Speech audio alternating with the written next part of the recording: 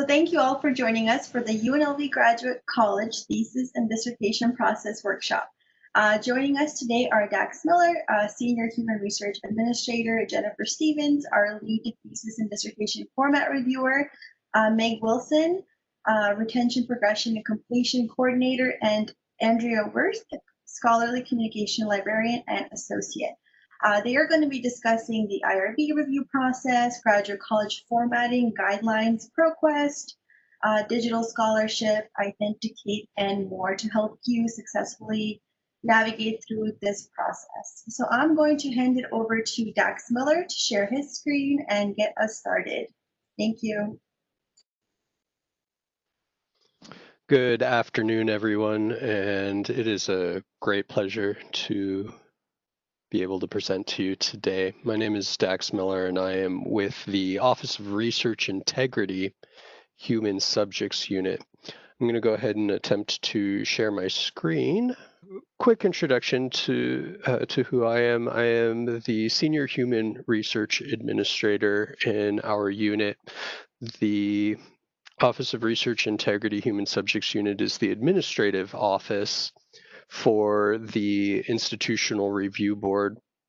I hope that everyone is familiar with what the Institutional Review Board Ethics Committee is, what their charge is here on campus. We do have two boards, and trying to do two things at once.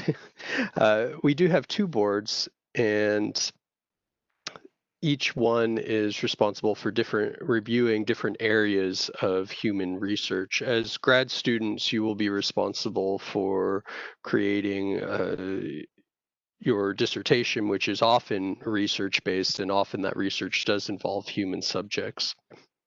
So this is a larger presentation, and given the small amount of time today, the limited time today, I'm going to be very brief with some of these areas that you see here on the screen. So hello and welcome. And we're going to be looking at some takeaways for you as graduate students. We're going to be looking at the components that make up your proposal and outline your research with human subjects study that you'll be conducting in support of your dissertation. We're going to be looking briefly at the platform that we use for interacting with our office and managing the paperwork for your dissertation, the research component of your dissertation. And then we'll take a brief look at the IRB review process itself. We're going to go ahead and skip some of the other components of this presentation, again, in the name of time. So jumping right in, as grad students, the key takeaways from this presentation that you'll want to keep in mind are to start early.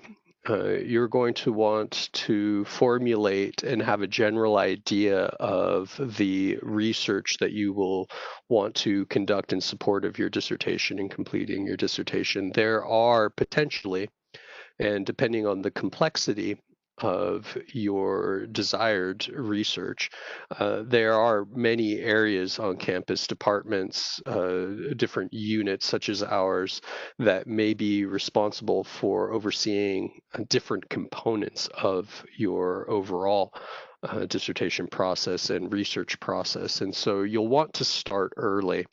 And the next takeaway is to gather your resources. You'll want to know who those entities are on campus and what resources are available to you through those different units and departments. And you'll want to communicate, have clear communication with your faculty advisor, your principal investigator, who will be a faculty member. And they may not necessarily be the same people. That is largely up to you and how your department operates. And then the last key takeaway there will be to be consistent in your communication, consistent in your materials. Okay, so jumping right in, what are the key components of a research proposal application? What is it that you will want to send to our administrative office so that we can properly vet the proposal and look at the different elements of your research with human subjects? What is it that we're looking at? What is it that we're looking for? And it is important to know that this process begins well before you actually recruit, advertise, or engage any potential participants for your research. So know that this process starts very early on, and and the vetting, the initial vetting process can sometimes take a little bit of time, and we'll take a closer look at review times and that a little bit later. So the key components of your proposal, these are the essential elements that you'll absolutely want to address and have materials in support of.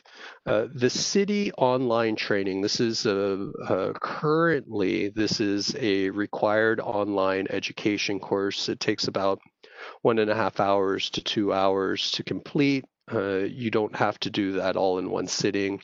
The account does belong to you. It is something that our university outsources to another company, and it consists of a whole bunch of education modules, uh, about 5 to 10 minutes in length each module, with a couple of quizzes, nothing too hard. And currently, we do require that all research team members, and especially as the student investigators, grad students conducting this research, leading this research, you will be required to take this online course. This has to happen before you are approved to start your study. So just keep that in mind. The protocol proposal form is, for all intents and purposes, this is the roadmap for completing your study from start to finish. These, we do offer a form, a template form, where you answer a series of questions that essentially leads you through the key components of what your proposal at a minimum must contain. And this single document is the source document for you. You always refer back to this. If it's not in the proposal, then it's likely that you will need to add a procedure or discuss a particular element of what you're proposing to do in this document, edit the document. It's a living document, and you'll want to keep it updated through the life of your study from start to finish, and even sometimes after you've completed your study as well. In addition to your roadmap, you will have ads, potentially radio announcements, verbal announcements. How are you getting the word out about your study? All of that material, what you say about your study before and after your study, are subject to review during this review process. In addition to your recruitment and ads, you'll have an informed consent process and likely to have supporting documents. Know that the informed consent process is one of the key requirements in all research with human subjects. Of course, there are exceptions that can be made depending on the design of your study. And just know that this is one of those key components. You will need to address the informed consent process and associated forms during the course of your research. Again, before your research starts, during your research, and sometimes even after your data collection has completed. In addition, you will have data collection forms and instruments. We do need to see those as part of the review process. And then there are a couple of other items that go along with your submission package, the complete package for your study. And that often includes training certificates of you and your research team members, other things like facility authorization if you're going to be conducting research at remote locations, non-UNLV locations. And so this is probably the one of the more important takeaways is just to be knowledgeable about what these key components are. What constitutes your proposal? What is it that we're going to be looking at during the review process, as well as during the course of your study? We always refer back to these key documents. Some tips, and you'll hear me repeat this many times. Start early. Be consistent in these materials and utilize your resources in your department, the grad college, our office, and be sure to communicate with all the parties involved. Okay, so jumping out of what constitutes your submission to our office and the key components of your proposal, and let's look at the platform by which you will be managing these documents. So we use a system called IRBnet. It's an online system. It is online document management. This is where you upload your documents, as well as the portal for sending your materials to our office to be reviewed. And so it works in two ways. Your research team members and your faculty advisors will all have their own accounts. You will have your own account.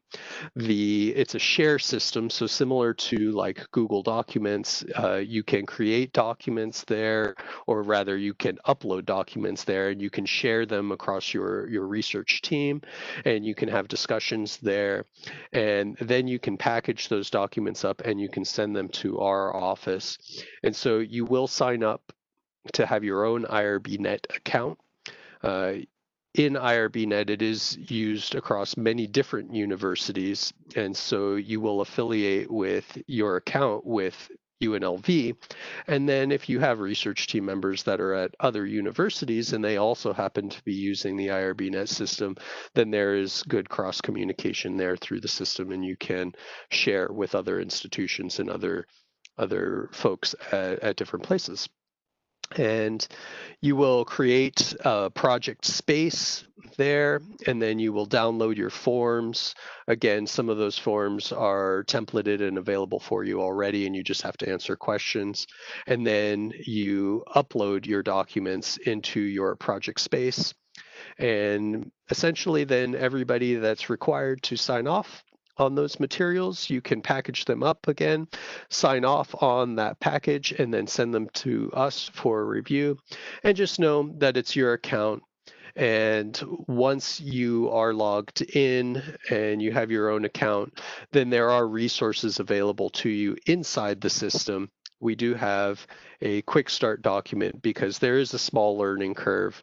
And once you're in there, there's an area called the forms and templates area that allows you to download the very first document. There's the quick start guide, and that will help you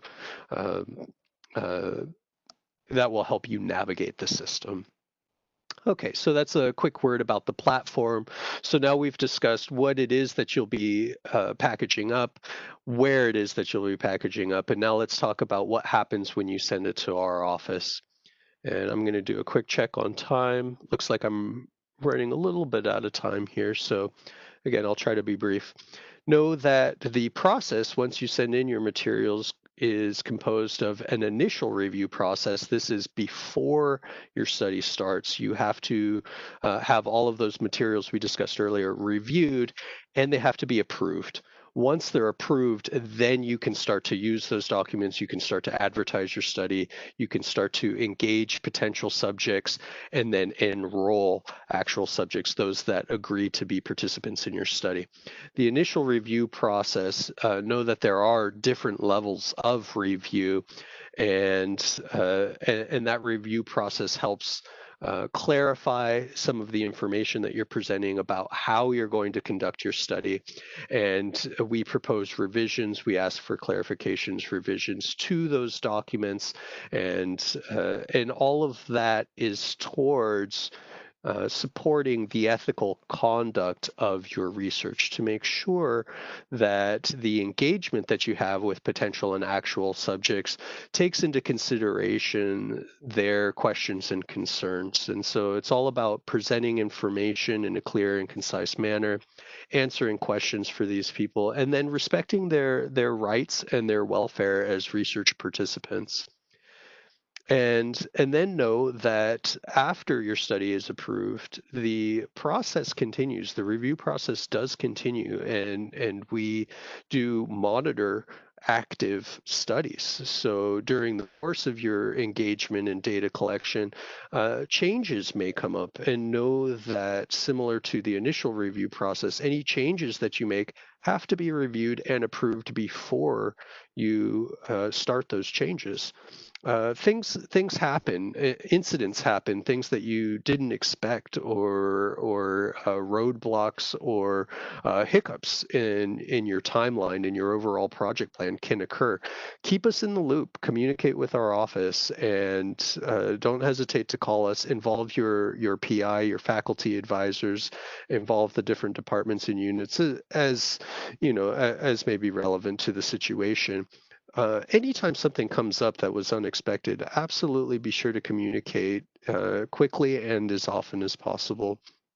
Know that the approval period is dependent on the level of review that your project is under, and sometimes you will encounter expiration dates and due dates and deadlines. Read the documents carefully. All of the formal documents do communicate what those deadlines are. The IRB-Net system does have reminders. You will be sent reminders, so make sure your emails are linked and all up to date so that you get those reminders. Again, communicate as often as possible. Jump right back into those tips there. Start early, be consistent, utilize your resources, and communicate with your team and other units and departments. So the question that is usually on everybody's mind is, how long does this process take? How long does the initial review process take? How long are we monitoring your study? And so know that the the predominant determinant factors for how long your initial review process will take, because that is mostly what people are concerned about. How long does this process take before I can start? Uh, Largely, it is dependent on the quality of the submission. Are all the materials there? Are they consistent? And then the review process. Again, there are different levels of review. Some are quicker than others. Uh, know that the review process is often determined by the level of risk, the probability of harm that your study may present to potential and actual participants and others as well, but namely the participants. The greater the probability of harm, the more intense or the more scrutinous the review process that we employ entails. Uh, and then, as many folks that have been here at our university for a long time can tell you, probably the most determinant factor is the number of people in line. Our office is still relatively small, although we've grown a lot this year. Uh, you're working with an administrative office that is handling all research proposals, that is students and faculty alike, as well as outside researchers that like to conduct research either with our population or in the Las Vegas area, and for whatever reason they have involved UNLV. Sometimes we are engaged in research that is originated outside of the university. Our administrative office facilitates the review process for all of those different types of submissions. Okay, and just a quick glimpse into the details of what the process looks like. When you send your materials to our office, you're dealing with our office managers who look at basic items for your submission, basic components, non-ethical considerations. Essentially, they're mostly just logistical in nature, and then after you've been vetted by that portion, then you go to an administrator such as myself, and we look at the content and the process, the ethical regulations, and determine if clarifications or revisions are needed before we involve members and or the entire IRB, or if your proposal even rises to that level. And so just know that you're dealing with three separate entities, all contained within this review process, and there's a lot of back and forth with each exchange. You'll primarily be dealing with us as administrators. And then just a quick closer look to give you a little bit of a scare. Here's a flow diagram of all the different areas that your study may go through. Of course, not all of these areas are going to be applicable to you, but just know that the process can be complex. Again, reflective of how complex your study proposal is. We're going to go ahead and skip the why our office exists, again, in the name of time, and then do want to acknowledge something very important, and that is what's going on right now with regard to COVID and the pandemic. Know that face-to-face research, so in-person engagement right now is suspended during UNLV Step 2. This will likely put a damper on maybe some of the ideas that you had in your head about what you want to accomplish. And know that exceptions can be made to start face-to-face research during UNLV Step 2. That does require some added work. Some of those key components there are COVID components, considerations, questions, and documents that you will need to create to support face-to-face research during Step 2. It additionally does require department sign-off. And then hopefully in Step 3, of course, because this is an ever-evolving situation and we don't know for sure, but hopefully we're going to resume face-to-face research during UNLV's Step 3 without a whole lot of additional considerations. And so quick summary, we looked at the proposal components, the things that you're going to want to gather. We looked at the platform where you will gather those materials and send them to our office, the portal by which we communicate. And we took a brief look at the IRB review process, what's going to happen to the materials that you send to us during the course of initial review and continuing review. We did not look at the why, the ethics regulations history. Again, revisiting the key takeaways. What are your resources? You're going to want to speak with your faculty advisor, your principal investigator. You're going to want to speak with our office. Our office does interface with the faculty advisor and the PI, and so you'll want to include your PI in any communication, any and all communication that you have with our office. Know that departments and units often have resources available on the UNLV website, as well as when you get into systems for us, the IRBnet system, there are resources there that help you navigate there. Quick word about the UNLV website, fairly easy to remember. If you go to unlv.edu and in the search bar you just type in IRB, again that's Institutional Review Board, you'll hear that thrown around a lot during the unfolding of your dissertation. If you just type in IRB in the search bar, those first couple of links will bring you to our unit and the pages where a lot of information is. And that is the conclusion. So let me see, and I will stop sharing. Thank you so much, Dax. Absolutely. Thank you. Next up, we're going to have Jennifer Stevens talk about the graduate college guideline, formatting guidelines. All right, let me try and get this pulled up, see if this works.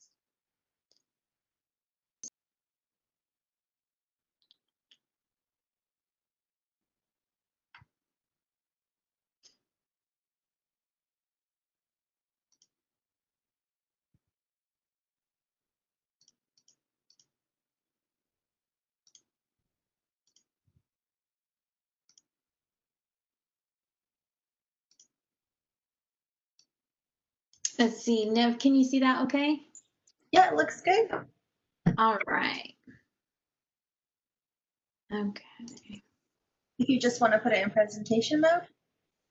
I was just gonna say, okay, there we go. I'll just look at this one. All right. So Thank you, everyone, for coming to this today. I think this is really going to help a lot of you kind of get through this process a little smoother. And I'll be echoing a lot of the same sentiments that Dax did in terms of getting ahead of the ball on some of this stuff. And as you'll see, the more prepared and ahead of it you are, the easier the formatting process will be. So what am I going to talk to you today about? We're going to go over how to prepare your document for formatting, the different resources that the Graduate College has available to help you format your document properly, review the process of when you submit your document for an official review, the actual review process that we will be completing for you, the reviewer feedback and about your document corrections that you may have, and then the different steps taken once you've completed that formatting review. So preparing for your formatting review. So everything Dax was talking about and with the IRB, that you're going to begin before your research, right? So then after you complete your research and you're finished with your thesis or dissertation, that's when you're really going to want to start thinking about that review process. So after your defense is complete, this is when you'll go ahead and make sure all your corrections are done by your committee. So we like to call this your final document. Once you have this final document and you have no more corrections that need to be applied, go through your document and check to make sure against our formatting manuals what changes you might have to make. So next we're going to go over some of the resources that we have available for you to check those documents. So for any questions that you might have while going through the thesis and dissertation formatting process, we have two different pieces of resources or help that we give students. And one is the thesis and dissertation formatting office hours. And this is where you can receive one-on-one assistance. This is usually set up as a Skype or Zoom or Google Meets meeting, virtual appointment. So to get an appointment, you can just email here. Oh, also, I'm going to be sending my PowerPoint slides to Nevena to share with the group. So any of these links in here, you'll be able to go ahead and click on these. So we have here grad.td@unlv.edu. So send any questions that you might have to this email address, but mostly to set up this TD formatting office hours. This is where you would go to set that up. We also have the formatting manuals. So again, I have the link there for you. And when you go to the website, you'll see that in the top picture, that's the website that it will take you to. And then if you click on number 5, organization of the thesis and dissertation, you'll see down in that second picture, all of the different sections of your thesis and dissertation. We have a manual for you. And this is basically a step-by-step instruction manual for how to properly format your document and get that taken care of. But again, if there's anything you're struggling with or have major problems with, go ahead and, or just want to check even, go ahead and set up one of those appointments and we can have someone talk to you about that even before you submit your document for review. So once you have your final document, all your edits are done from your committee, you've gone ahead and looked at some of those manuals and fixed your document as much as you can. Now you're going to submit your document. So for this, you're going to click on that link there. It's that same Graduate College website, only now you're going to go under number 10, Format Review. And while you're there, as you can see in that bottom picture, you're going to click on Submission Website. And that link takes you to our submission portal, where you'll fill out all your information, your Rebel ID, your NSHE, your Grad Rebel email address, information on some of your committee members. And this is where you'll upload that final document. So once the graduate college receives your final document, it's assigned to one of our reviewers. We have a team of reviewers that we use to go through all of our final documents. And as you can see, I have linked here, link to checklist. So the image there on the right, this is the first page of the checklist. So students can literally go through and see exactly what we use and what we'll be looking for. And when we do get these documents, you can expect about a 4-day wait until you hear something back. So sometimes students will email that very next day. So that's a little too soon, but usually it might be a lot sooner than 4 minutes, but just depends on the day of the week, if there's a weekend, things like that. So your reviewer will go through this checklist with your document, and each revision that will be made, they will put in the comment box exactly what you need to do. So if your margins, there's an issue with your margins, they'll tell you, oh, your figures, for example, are running into your top margins. Please fix that. So they're very clear about what it is they want you to do. Okay, and this is where the preparation really comes in. So the amount of time or rounds of edits that you're going to have really kind of depends on how much work you do ahead of time with checking your document against those manuals and that checklist, and kind of making sure it's as prepared as can be when you submit it. Sometimes students will have 1 or 2 rounds of edits, sometimes up to 3 or 4, but again, that just depends on how prepared your document is when you submit.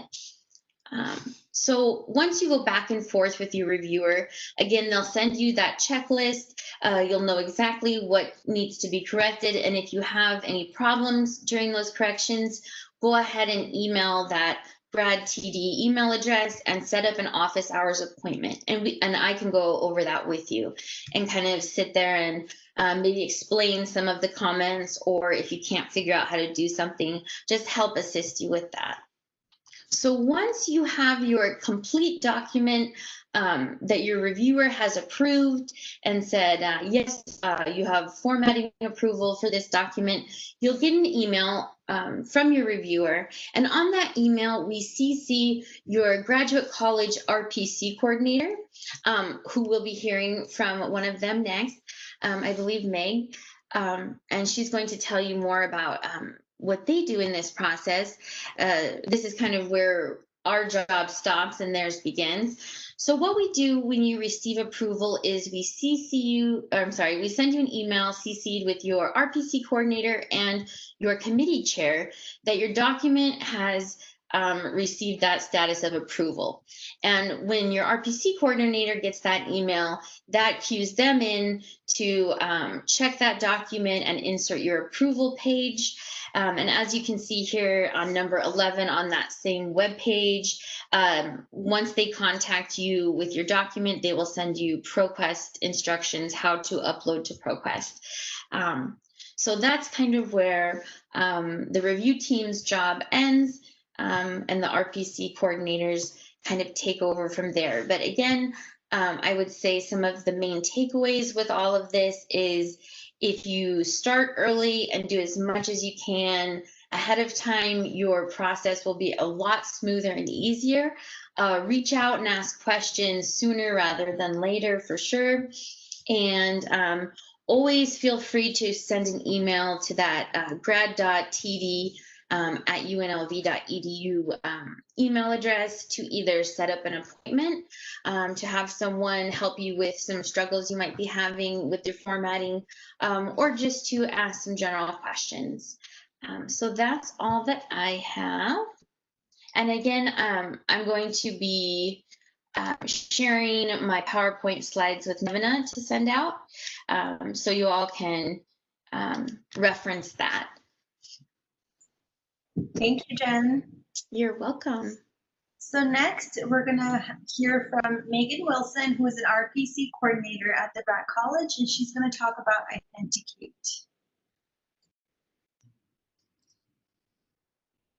All right, hello everyone.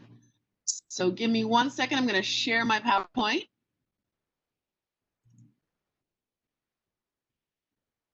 So to follow up on what Jen said, we are in charge of, through RPC, which is retention, progression, and completion, we are in charge of the best part of the thesis and dissertation process, which is we get to send you your final packet so you can upload a ProQuest and be done with everything. So on that, in terms of that, that's what we get to do for your final thesis or dissertation formatting check. But today I'm going to be talking about authenticate, which actually needs to be done before you're going to be submitting for format check, and should actually be done 2 weeks prior to your defense.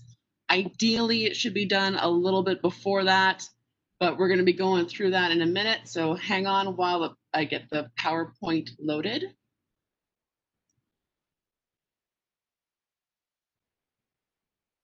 Can you all see that?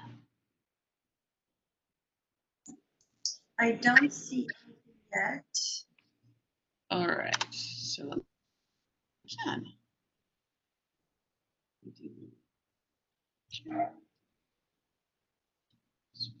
There we go. It's starting to share. Awesome.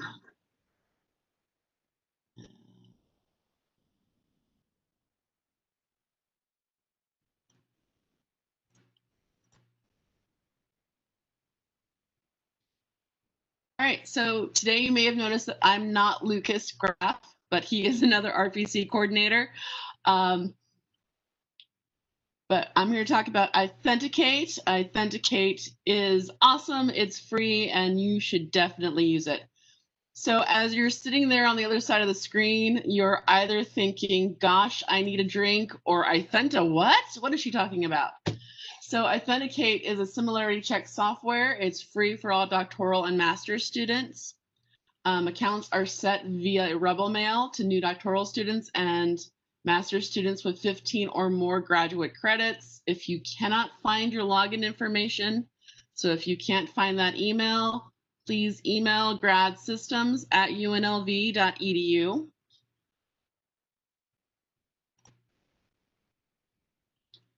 So as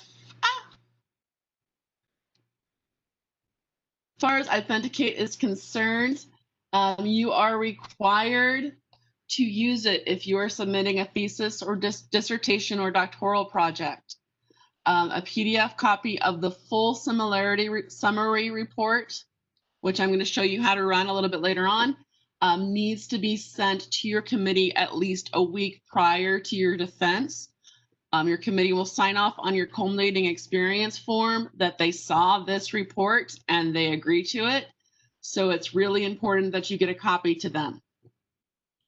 The first page of the similarity summary report listing the overall similarity percentage should be attached to the culminating experience form before you send it through the Grad Rebel Gateway.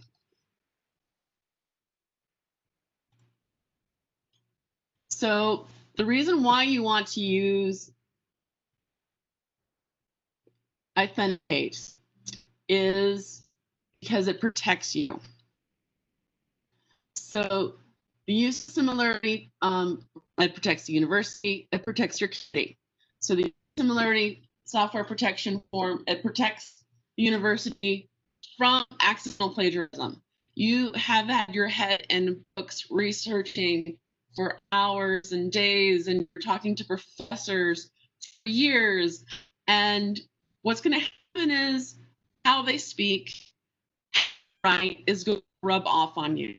And as you're years into doing your research, or semesters into doing your research, it's really easy to accidentally speak in someone else's voice when you're writing. It's also really easy to accidentally forget to contribute someone to the original writer or the original person who came up with that idea. This is not because we're worried that you're going to be purposefully plagiarizing. We all know that you're not twirling mustaches with hands tented going, oh my gosh, I'm going to plagiarize this book for my dissertation. We know that. We are not expecting that of you. We know mistakes happen. This is just to help you in that process, to show that you're acting in good faith. If anybody questions it down the line, to show that you are acting in the most up and up way possible. Authenticate is a value-added service. We are offering this to you for free. It's not limited to thesis and dissertations. Your account will be unlimited. It can be used for any project, so any papers you might have, articles, grants, etc. Some publications and some grants do require you run your document through Authenticate prior to submitting and provide them with a copy of the report. Again, this is value added. So you have unlimited access. If you were to go on to their website, they charge you $100 per item that you check. So definitely a value added item. And you have total control of your documents and account. Anything you upload, the only person who can see that information is you. The graduate college does not have access to your information. Your professors do not have access to that information. Your committee does not have access to that information. Authenticate itself does not have access to that information. You are the ones who control that information. So if you delete something, it goes away forever. And the only way someone else can view that information is if you share it with them.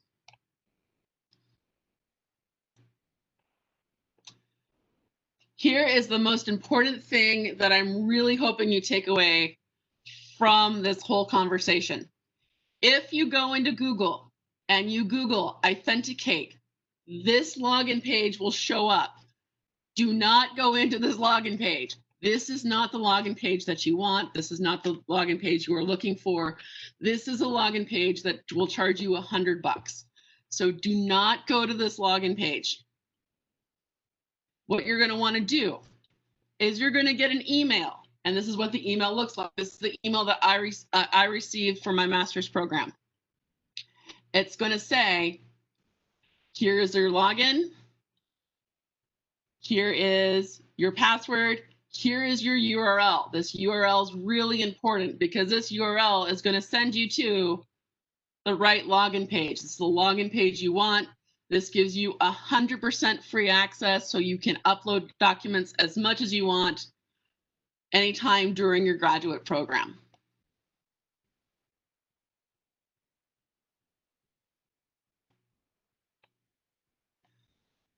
So now that you've logged in, the next question comes up, what are you going to do? Well, there's only one thing you can do in Authenticate, and that is upload to check documents for similarity against other documents. And the nice thing about Authenticate, not only does it check against everything on the World Wide Web, which you might have heard of through something called Turnitin, which is available through Web Campus, but it also checks against everything that's in the ProQuest database, and it checks against anything in a lot of higher end academic repositories. This means that you're more likely to catch something that's not being cited accidentally. This will also give you a good idea of what other people are using, because if, for example, your language, if it shows up in the similarity report in 20 other documents that you've all cited the same person, that's a good idea you're on the right track. If it shows up on your document that the language you're using is very similar to 100 other people who are in your discipline, that's a really good sign you're on the right track. But anyway, I'm digressing here, and we're on a limited time frame. So going back to upload, what you're going to do is you're going to fill out this little bit of information here, and you'll give your name, your first name, last name, the document title, what reporting group. So if you're a doctoral student, you'll say doctoral student. If you're a master's student, you'll say master's student. And then you'll choose file. So for our example, Rocket Raccoon has entered his information. He's clicked choose file, which means we're here. He goes to his desktop, he selects his sample document, and then it uploads. And while it uploads, what'll happen is it'll change screens, and you'll have this bottom screen down here, and it'll show what it's running at 1%, how long you have until it takes for the similarity check to be completed. Now, keep in mind, if you have a huge document, so if you've got a document that is 150 plus pages with lots of images, it's going to take a longer amount of time to process it. If you wait till the very last minute to run your Authenticate report at the end of the semester, it's going to take longer to process it because you're going to be competing with other users for use of the bandwidth on the server. But do keep in mind that the maximum it's going to take any document to be processed is 24 hours. If for some reason it takes more than 24 hours, please reach out to the RPC team and we'll be happy to help you to see why it's taking too long to process your document. We can also reach out to Authenticate to see if there was an issue with your submission. And you also have the other option that if this happens on the weekend, you can try to submit it again to see if it runs on the second document. And then after the similarity report has been processed, it'll show up here as a little blue box. You can click on that little blue box. And when you click on it, it will show you your similarity percentage and a view of your report. To make your life easier, you're going to want to select text-only report. And when you do that, you're going to get a view like this, and it's going to list all of your individual percentages, an overall percentage, and then it will link over to where your information was found to be similar against other items. Now, keep in mind that just because something's similar doesn't mean it's wrong, doesn't mean you're plagiarizing. It just means it's similar. So if you run your report and your title page comes up as similar to a whole bunch of other title pages, it's because you're a student here at UNLV and everybody uses the software. You're a student at UNLV and everyone has uploaded to ProQuest. And because everyone has uploaded to ProQuest, it's going to ping. So it's going to just say, hey, you're similar to this. Don't worry about that. That's okay. If for some reason you start going through your percentages and all of a sudden you notice there's a very high percentage for one individual item, check it. It might be a quote that the system didn't pick up. It might be something that you forgot to cite, or it could be as simple as you're using a metric from another person and the system's just not reading it. That's all perfectly okay. It could be you're using a database that lots of people also use. That's okay. The purpose of this is to give you points to go back and check. Purpose is not to give us a definite listing of, oh, this is plagiarism. It's not. This is, oh, this is a similarity. You might want to go check this.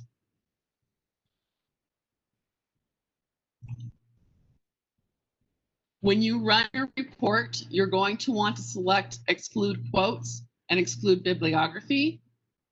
This will decrease your overall percentage.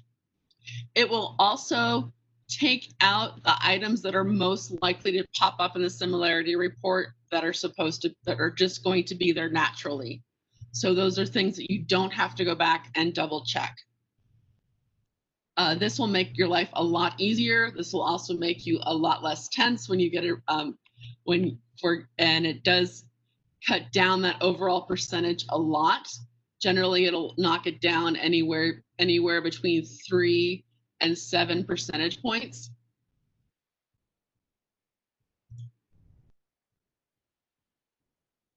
When you're going to run your report, you're going to go up to the upper left-hand corner and you're going to select Summary Report from the drop-down menu. This is going to set up the report in such a way that your similarity results pop up as the first page and the first section of the document as opposed to your paper. If you don't select Summary Report, it'll just be the first page of your paper. And that's not what you want. So please make sure you select the summary report. And then to print, you're just going to select the print icon and and then select print to PDF. So when you do print, your final summary report, the first page should look like this. It'll have your overall percentage at the top, and then it will have your highest single percentage at the top underneath it, and then it just goes down in ranking. Generally, if you've done everything right, your highest percentages will be in the 1% area. If you aren't doing a contextual analysis, if you're not pulling from a lot of sources, generally that'll be the case. And then after 3 or 4 entries of 1%, everything below that will be under 1%. If these are higher, you'll definitely want to go back and check them. What we're looking for on the RPC side for your percentage is we're looking for a percentage under 20% or lower. If for some reason your percentage is at 21% or higher, it doesn't mean that we're going to say you fail. It doesn't mean we're not going to approve your culminating experience form. All that means is that we need an explanation as to why it's higher. So that explanation could be, this is a content analysis. So there were large passages of a book that were used. This could be, I used a metric from this professor and they've already published. This could be, I've used work that I've already published as an article somewhere. We just need a reason as to why it's so high. And finally, our goal is for you to succeed.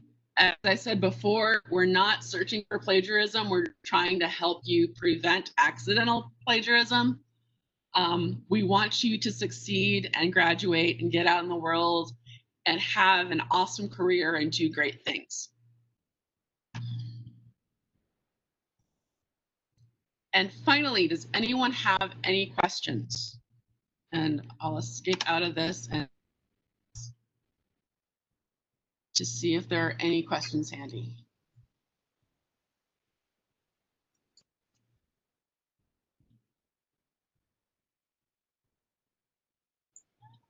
Thank you so much, Mike. All right. It looks like we don't have any questions right now, so I will hand it over to Andrea to talk about scholarly communication, scholarship, sorry, ProQuest and digital scholarship. Thank you. Thank you. All right, I'm going to see if I can share my screen.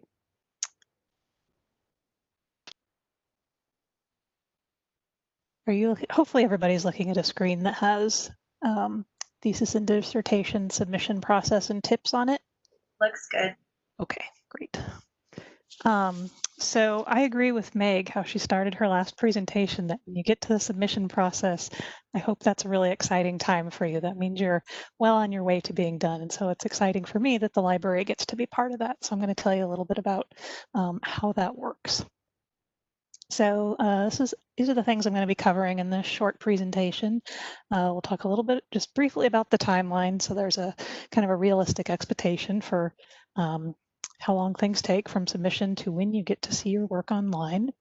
I'll tell you what digital scholarship at UNLV and ProQuest are. We'll talk about how you get your works into those two systems, and then share some contacts if you have other questions. So I realize this might be a little bit small on everybody's screen, but it's kind of a messy timeline for how things happen from kind of where the library comes into play. So you get an email approval from the graduate college, and that was mentioned in a previous presentation.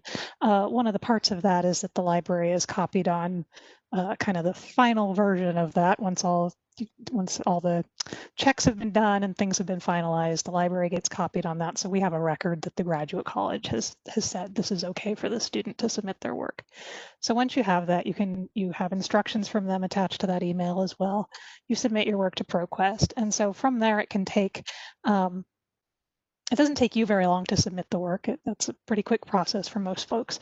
But once you're done with that, it takes ProQuest and the library and the graduate college, some things have to happen before we can just send it off to ProQuest saying okay to publish. It can take 3 to 5 months because we do each semester in a batch. So we're waiting for everybody that's being conferred and that has a graduate document to be approved. We know they graduated, completed all of their other requirements. The graduate college tells us that, and then we press the button for ProQuest to take them and do what they need to do to put them in their database. So 3 to 5 months usually. Once ProQuest has access to those and that they're doing their own finessing for their own database, it can take another, sometimes it's actually just a couple of weeks, but a couple of weeks to a month or so before they give the documents to us, back to us in the library, where we load a version into Digital Scholarship. And then eventually they're published in both places, and those two are not necessarily in sync with each other. So I just want to let you know it can be a couple of months to 4 or 5 months before you see your work in either ProQuest or Digital Scholarship. So hopefully the ProQuest database is familiar to some of you. It's a research database, and I hope people are excited to know that their work's going to be in here. ProQuest produces many, many research databases across all sorts of disciplines. One that they do that's interdisciplinary and incredibly popular, I think around the world. So there's a lot of libraries and other institutions that subscribe to their databases.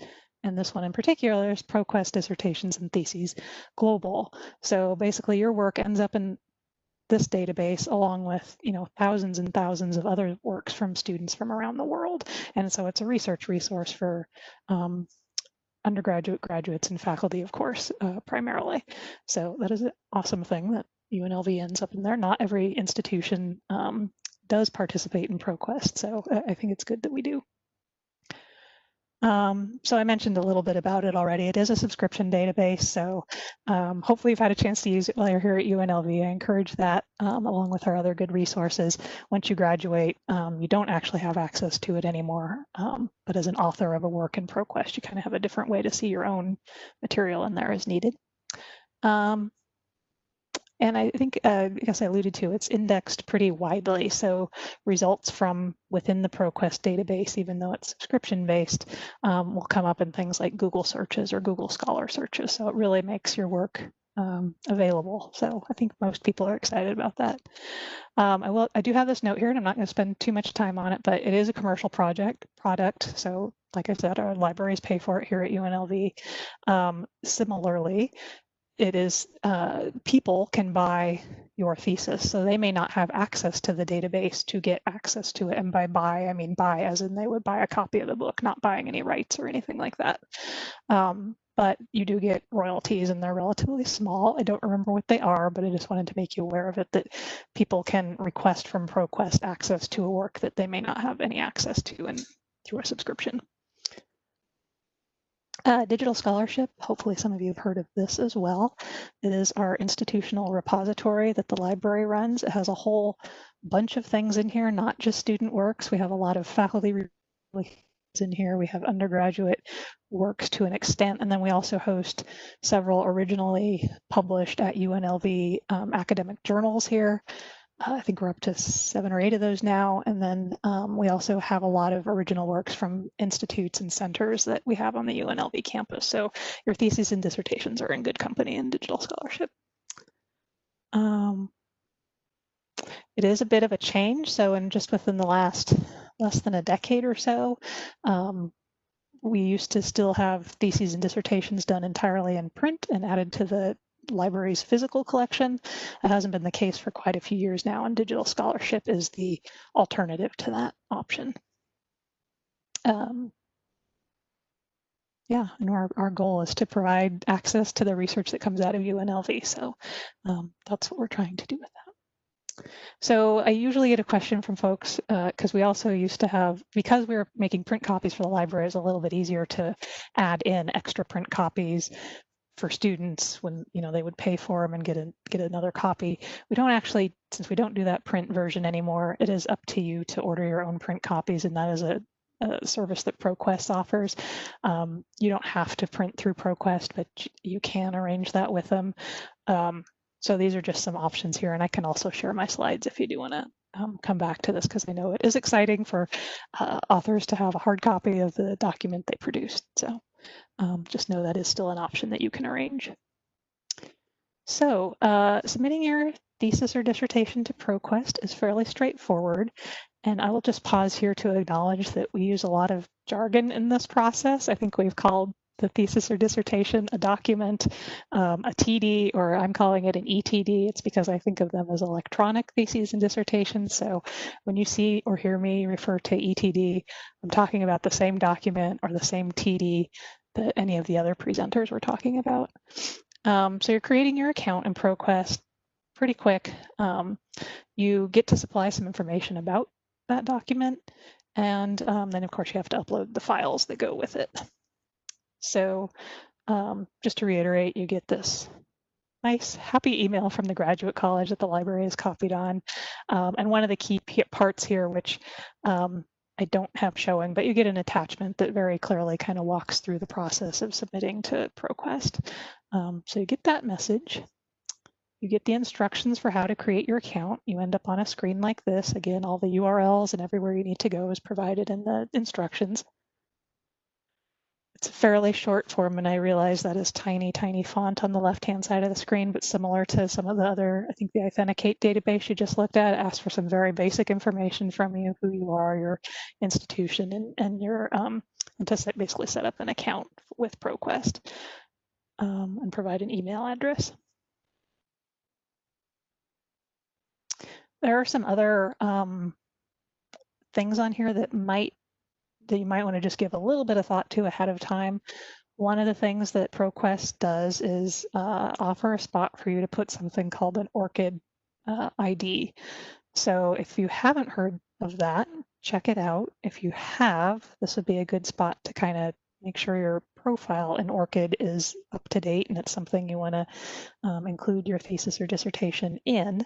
ORCID is a disambiguation tool. So if this is one of several things you produced for research and scholarship, so whether you're talking about grants or articles or book chapters, or maybe you've done a master's thesis previously and you're doing a dissertation now, if you've got multiple things previously, or if you're going to go on and continue to publish, whether creatively or in academic setting, you might, or both, you might want to really consider an ORCID ID, because it really helps aggregate everything you've done in terms of like research, writing, scholarship into one profile that you control.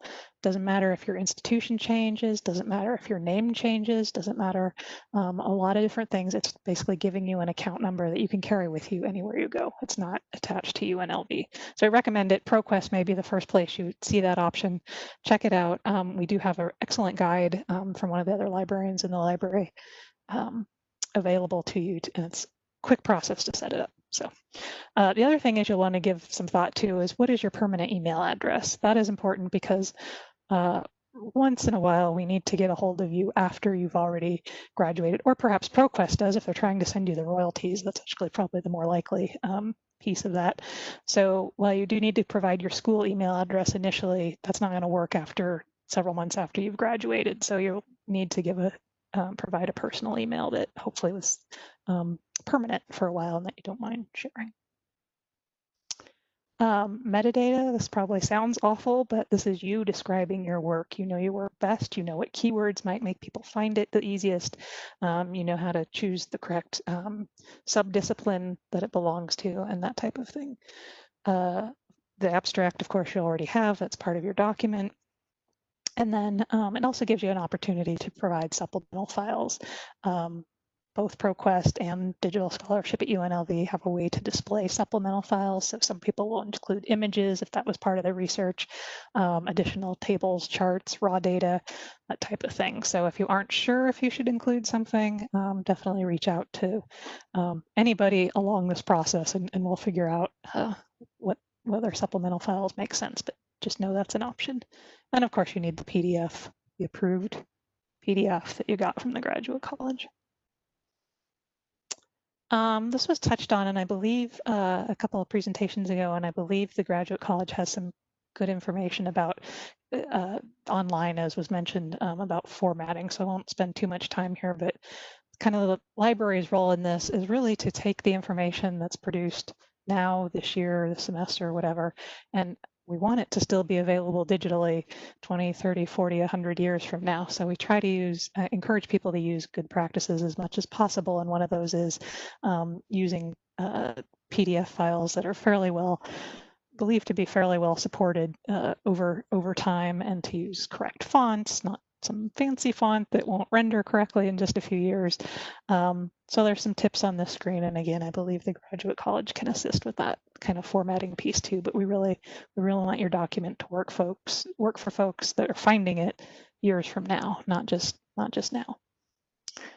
So you do get a few questions when you're in ProQuest about publishing. So while we're really excited to share your work with the world, student authors often have good reasons for not wanting to share maybe right away, for example, or maybe share as widely. So you do have some choices. Do you want your work to be discovered by internet search engines? Most everybody says yes, but on occasion, again, some folks will choose no, and that's fine. There's an option to delay or embargo your works, which I'll talk a little bit about in a moment on those details. You do need to sign off on ProQuest traditional publishing agreement, again, because they're commercial, they have your work, and as part of the agreement, they can sell it, they have the royalty program, that's what you're agreeing to there. And then, do you want ProQuest to file for copyright on your behalf? So I'll spend a little time on copyright too. So these are just a reiteration of what those screens look like. Again, probably a little bit small for a lot of folks on the screen, but the key questions are, do you want discoverability to be high? Do you want to delay publication? So what that discoverability means, I alluded to this, but again, ProQuest is discoverable in other search engines. So it doesn't mean people can get right into your document if they don't have that ProQuest subscription, but they can at least, like many of you have probably seen a Google Scholar search where you can see the record for the article or the book, but you can't actually link directly into the book. So similarly for your dissertation. There's also interaction between ProQuest and other academic databases. So just by being in ProQuest, it could pop up in somewhere else that ProQuest has licensed their metadata to.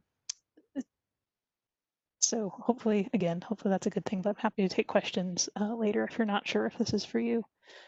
I think we covered this. So more discoverable, of course, is taking the time to think about how you want to describe your work for others to find. Do your own kind of outreach once you're in either ProQuest or Digital Scholarship. You can, of course, link out to your work and announce your thesis or dissertation is available for readers. Again, answer the question, yes, internet discovery, and yes to making it available as soon as the systems can work through the processes to make it available rather than applying an embargo. And then, the flip side for all of those, if you aren't careful with your keywords or that type of thing, it'll be either accidentally less discoverable, or if you do something like choose an embargo or keep it out of search engines, people won't find it and cite it quite as easily. Yeah. So I mentioned the ProQuest traditional publishing agreement. Read through it when you get to this point. I know you can't read that on the screen, but it tells you what you're agreeing to. And again, this is required that you very clearly get the details. So just real quickly, I'll cover a little bit about copyright. So that's another question that you get asked at ProQuest. So give this some thought ahead of time. ProQuest is just one method by which you can register a copyright on your work. You do not have to do that. It is completely optional, and I'll tell you why. So first of all, you own the rights to the theses and dissertations that you are creating. University does not, ProQuest does not, Digital Scholarship does not, your advisor doesn't, no one else does, you do. And that is inherent. That is just part of copyright. How it works, as soon as you put something, original ideas down in some type of tangible form, and that tangible can be a digital document, the copyright is yours, assuming you're not, again, plagiarizing or having used someone else's work that was previously copyrighted. But why you might want to have ProQuest file copyright on your behalf, or otherwise consider doing that outside of ProQuest, that if someone in turn does ever infringe on your copyright, there is some additional help where you can actually go and file, I might not be using the right word, but a claim against whoever is doing that, if you have registered the copyright. So that is kind of the one reason you might want to. There is a cost to registering for copyright.